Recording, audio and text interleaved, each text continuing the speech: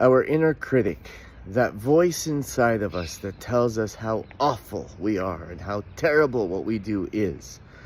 Have you ever noticed, though, he's never wrong? It's true. He's always telling us the right things. But kind of the way he tells us is really terrible. And King Solomon tells us that the way of life is to get reprimands on like what you're doing wrong. But you see, it's the way of life.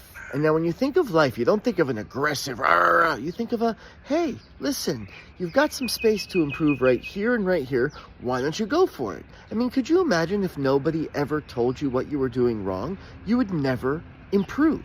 But what's terrible is how people or how we go about telling ourselves or others that they're doing something wrong.